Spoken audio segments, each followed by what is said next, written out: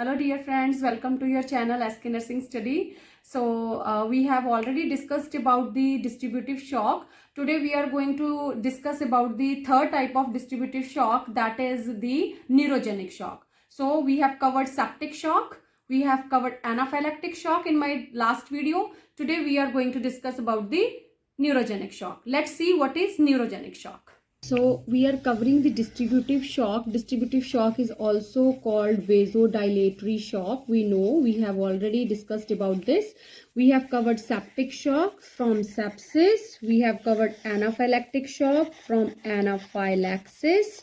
And in today's video, we are going to discuss about the neurogenic shock.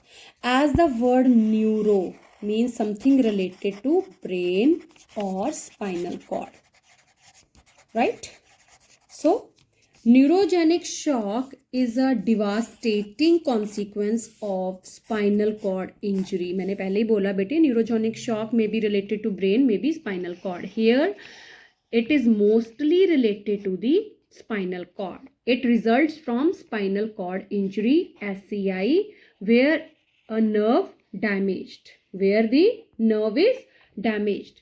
When nerve is damaged, so it stops sending messages to the nerves that control other functions in the body. बेटे ये normal anatomy physiology का part है. जब हमारी nerve damage हो जाएगी, nerves का main काम क्या होता है? मैसेजेस को सेंड करना. ठीक है, मैसेजेस को सेंड करना. अब जब ये डैमेज हो गया तो ये मैसेजेस जाने बंद हो जाएंगे. If nerve signal to the muscles in the blood vessels are shut down, मतलब बंद होगी, the vessels stop working properly.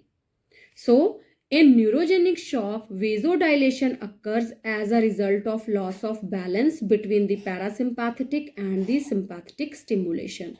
Sympathetic nervous system and parasympathetic nervous system. ये दोनों साइड बाय साइड चलते हैं, लेकिन वेजोडाइलेशन होने की वजह से इन दी न्यूरोजेनिक शॉक ये बैलेंस नहीं रह पाएगा. So this is a story, little bit story behind the neurogenic shock, where the nerves are damaged.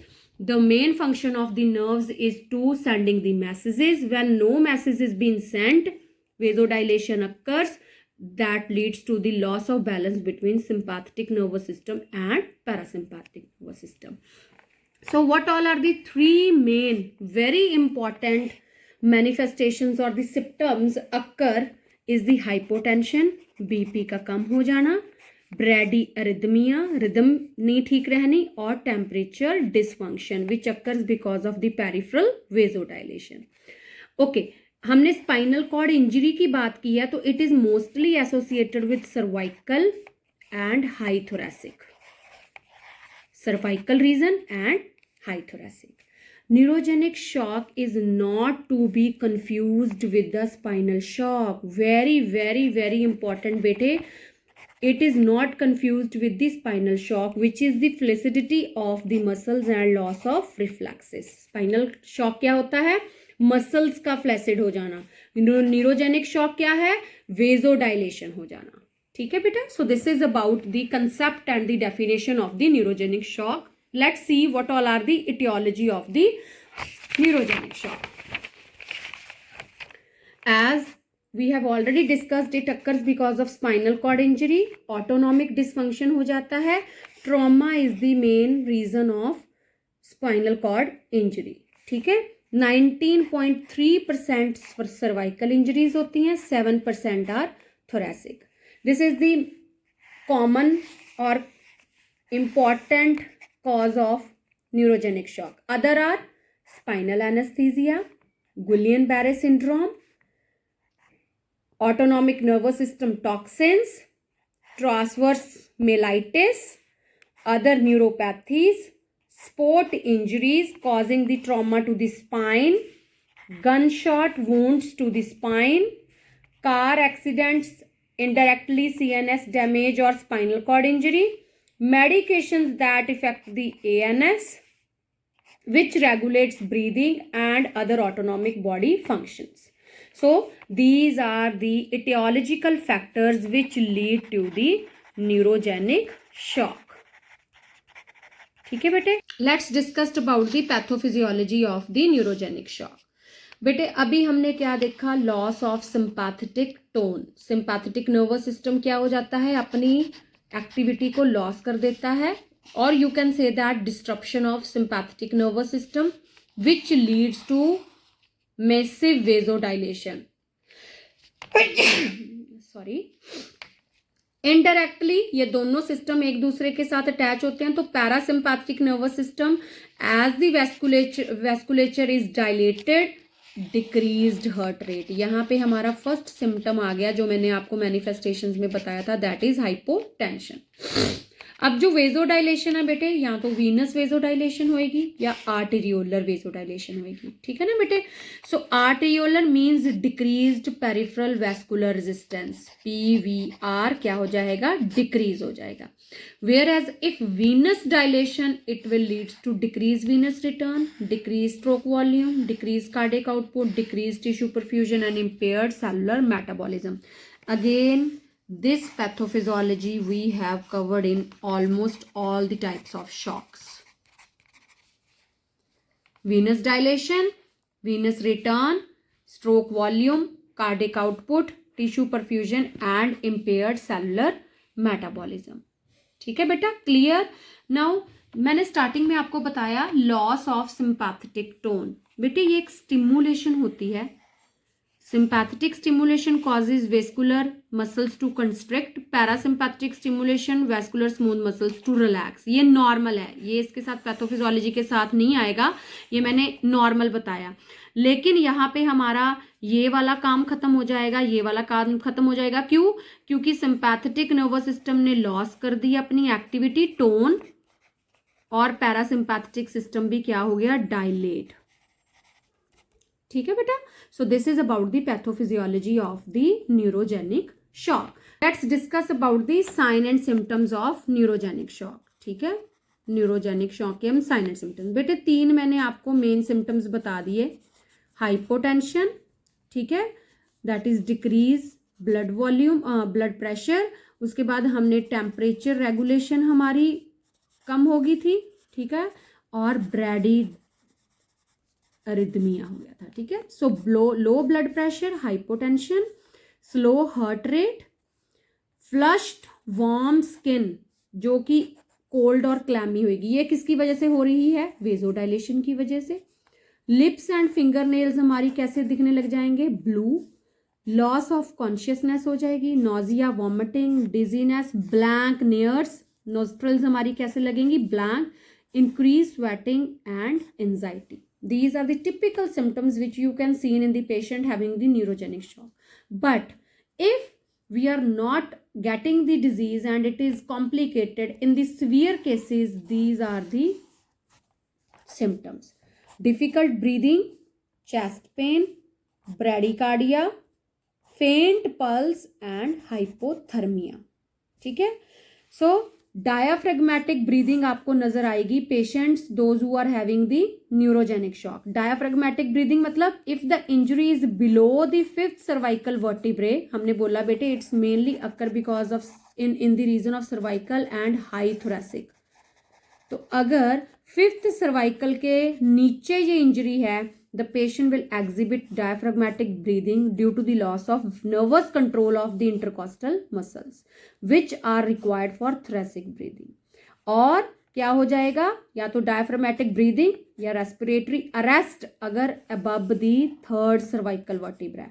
The patient will go into the respiratory arrest immediately following the injury due to the loss of nervous control of the diaphragm.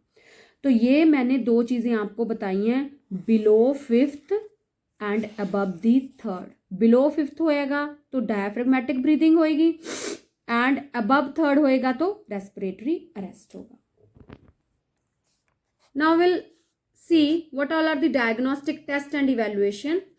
First and foremost is CT scan which shows the picture of the body, helps to see the how much the injury is severe, or we can see the blood clots.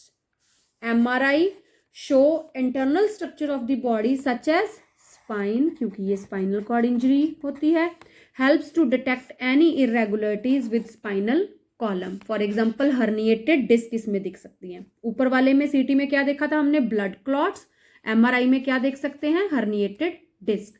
Physical examination and test for spinal cord injury, very very important vital sign, systolic blood pressure less than 90, heart rate less than 80, indicators और indicative of neurogenic shock.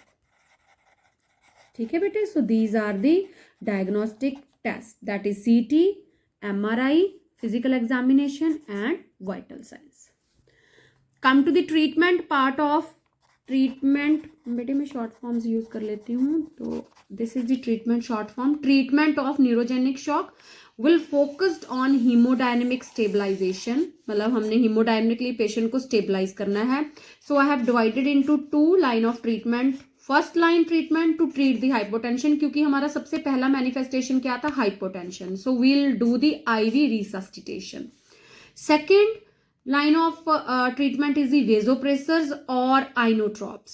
What all are the vasopressors? Phenylphrin, norepinephrine. ठीक है. और inotropes are dopamine.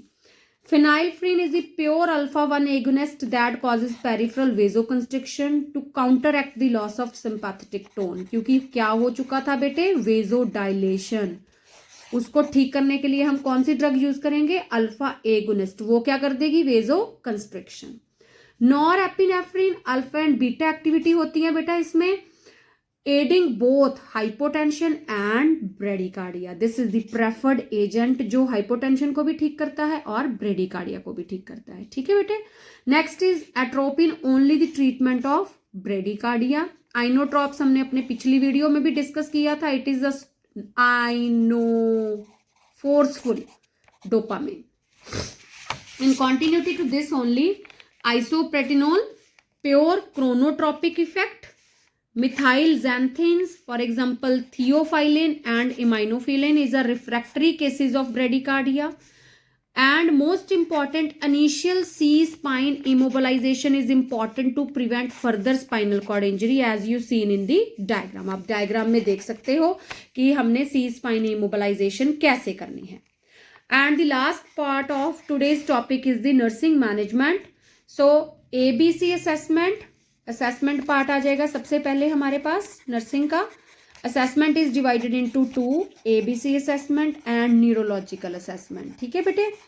ABG assessment में हमने basic airway, breathing and circulation approach to trauma patient while protecting the spine from extra movement.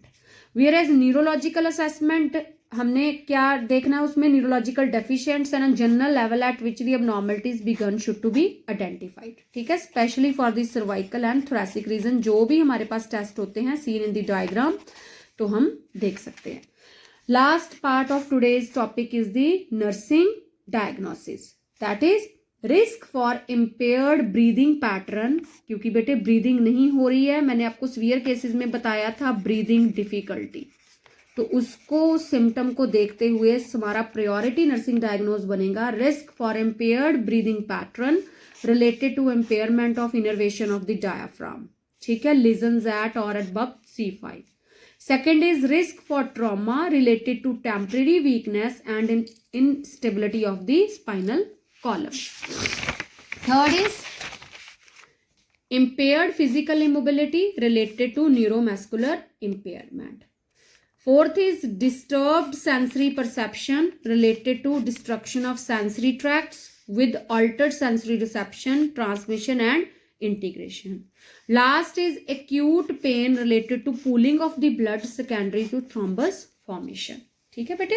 So these are the 5 nursing priority diagnosis for the neurogenic shock जो आपको as it is book में नहीं मिलेंगे. So you can just follow these 5 priority nursing diagnosis. And what all are the interventions for all these? Very important, nurses का जो main role होता है neurogenic shock में, elevate the head of bed, lower the extremity interventions, exercise, airway patency, oxygen देखती है, activities करवानी है patient की, बीपी मॉनिटर करना है क्योंकि इसमें हमारा SBP कम हो जाता है, and reduce the anxiety. So this is all about the neurogenic shock बेटे. ठीक है. today in this video, I just put one questions for you based on the NCLEX. When administering dopamine, that is inotropin, it is most important for the nurse to know that. These are the options. The drug action varies according to dose. The drug may be used instead of fluid replacement. The drug cannot be directly mixed in the solution containing bicarbonate or aminophylline, and the lower dose to produce the desired effect should be used. So मैंने अपना answer छुपा लिया है. This is the question for all of you. Just find the answer of this question कि इसमें से nursing का priority काम क्या है. वैसे तो ये सारे इंपॉर्टेंट है, उसको ये भी करना है, ये भी करना है, ये भी करना है, ये भी करना है, लेकिन उसका प्रायोरिटी इन चारों ऑप्शंस में से क्या रहेगा. This is question. So this is all about the today's topic, that is the neurogenic shock. So we have discussed the general and the important points of neurogenic shock. At the last मैंने एक question दिया है आपको, आपने उस question को ढूंढना है, देखना है, नोट्स से पढ़ के क्या प्रायोरिटी नर्सिस रोल हो सकता है वो, ठीक है. और please put your any comments in the comment box and stay blessed. Thank you.